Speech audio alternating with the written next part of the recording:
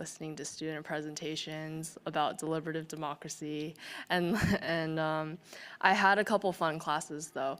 I took a Hebrew Jewish literature short stories class, sleep and dreams class that I mentioned at Hilton, where people can fall asleep and get extra credit. And then, took some politics of algorithms classes and a science tech society class. So, yeah, it was a heavy load, to be fair. A lot of writing.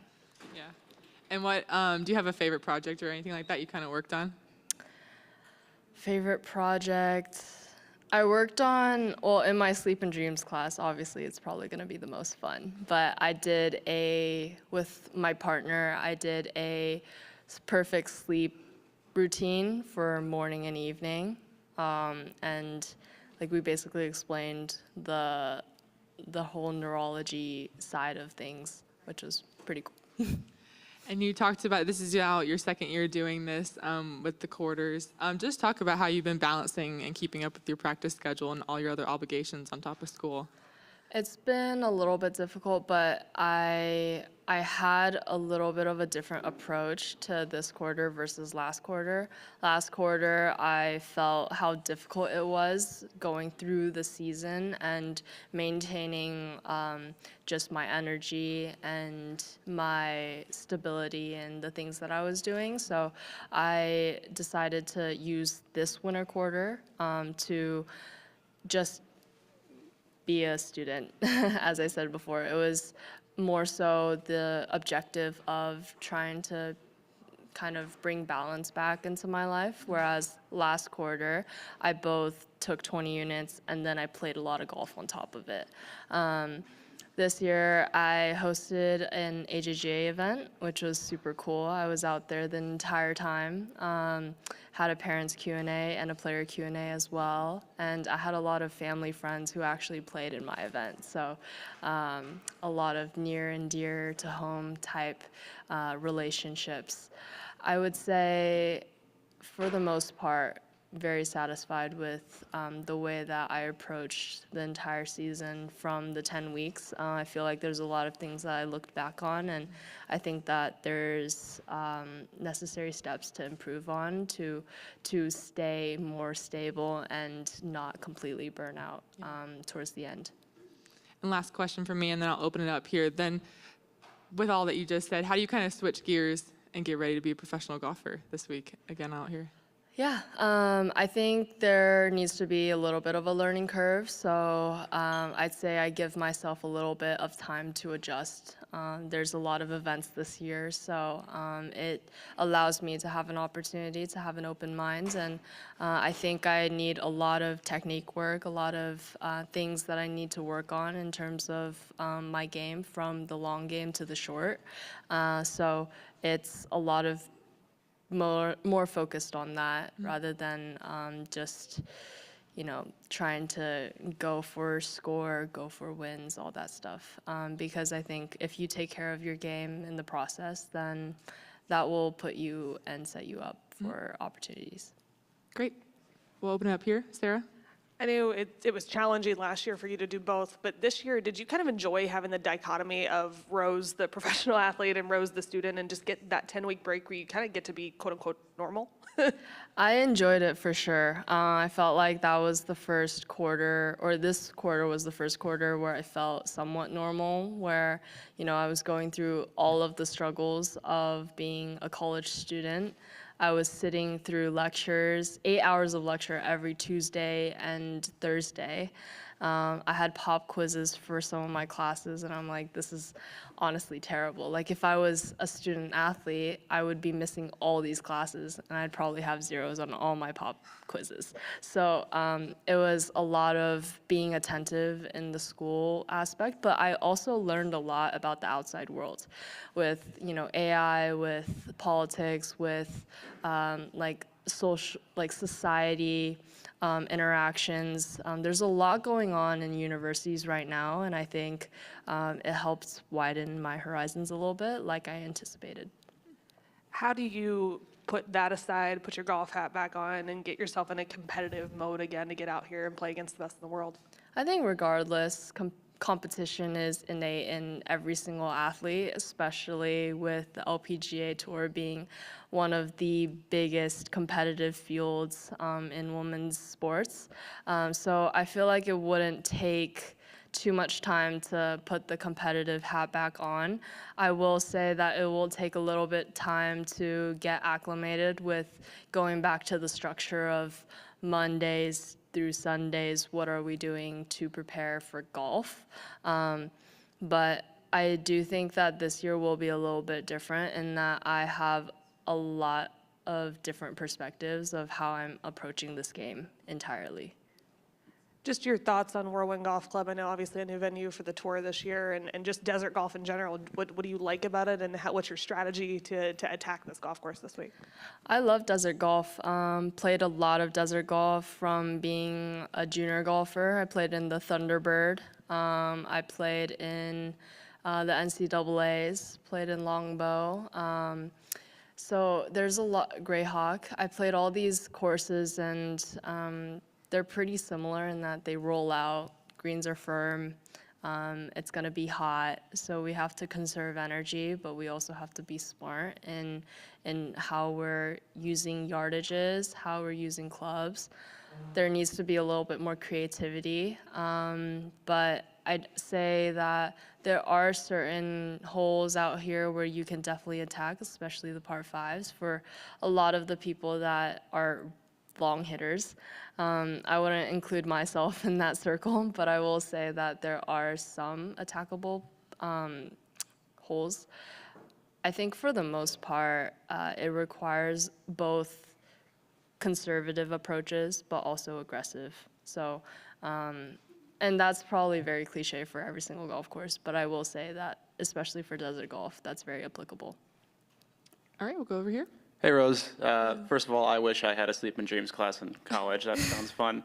But related to that class, was there anything you learned in it that might be able to help you with your tournament schedule and your student schedule? For sure. Well, part of the learning process in the class itself was understanding sleep optimization.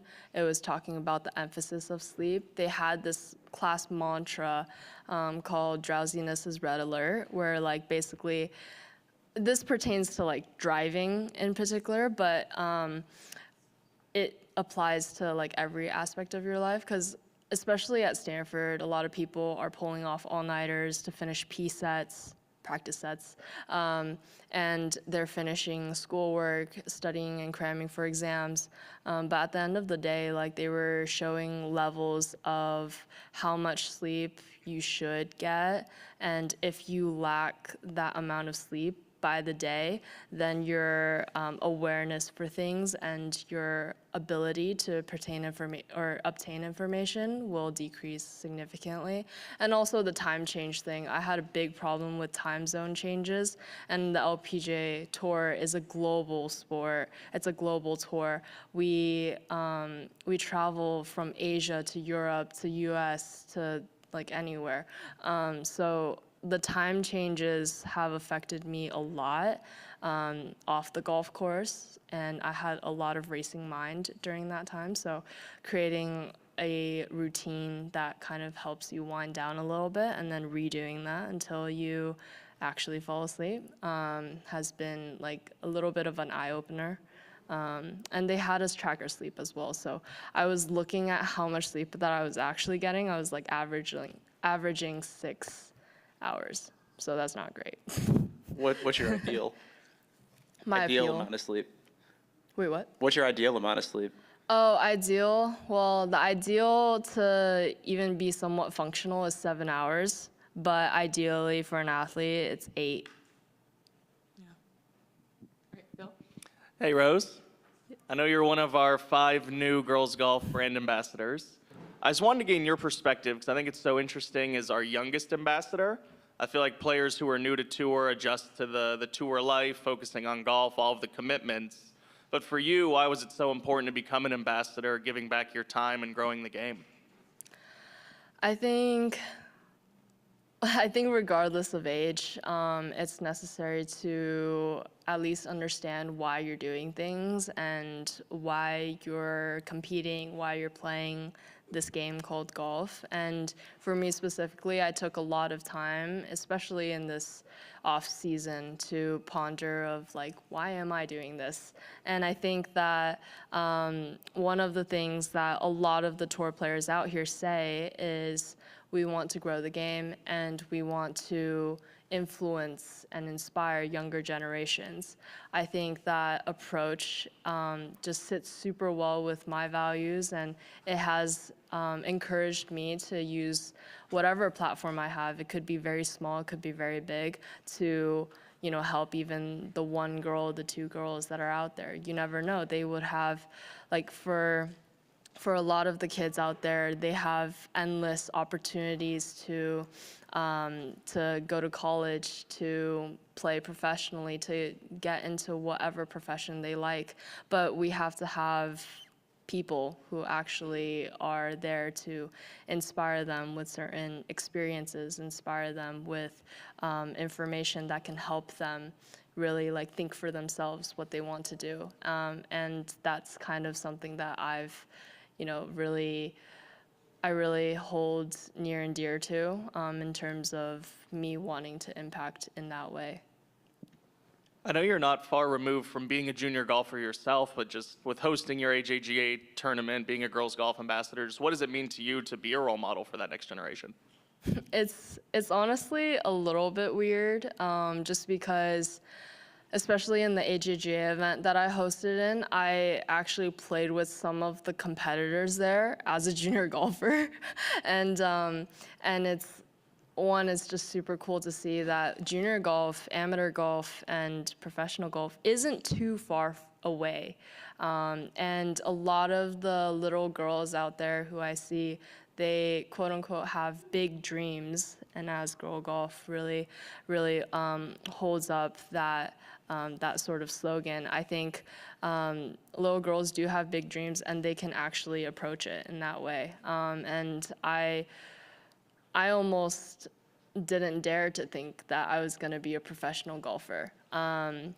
But I did have the dream, and I thought it was big, and and now I'm able to be a part of it, which is super cool. So for me, giving back in that experience to those who also want to, either be here on the tour or also go to college, it's a fun experience for everyone, not just myself.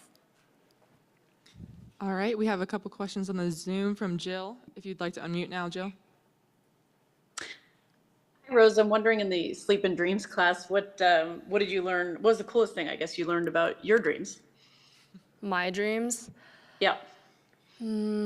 Well, I learned that I didn't have dreams for quite a while. So I feel like we basically had the sleep journal where we had to write what sort of dreams we encountered, or how many dreams we had, whether it's lucid, whether it's like anything of that sort, or nightmares. I didn't have a single dream for the first 6 weeks of the entire quarter. And then I started getting really stressful dreams.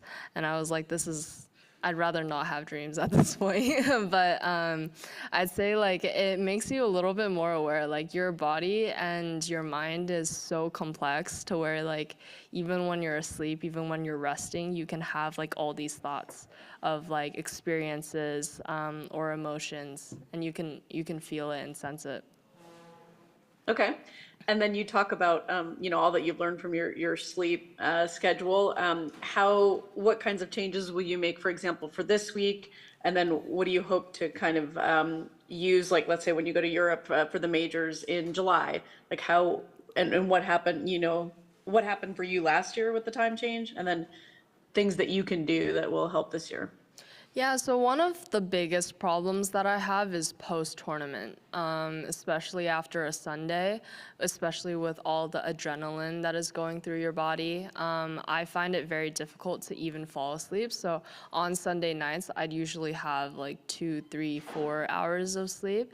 And it doesn't help if you have consecutive tournaments where you have to play or you have to travel that Sunday or the following Monday and then go to the next site and you have to do this all over again.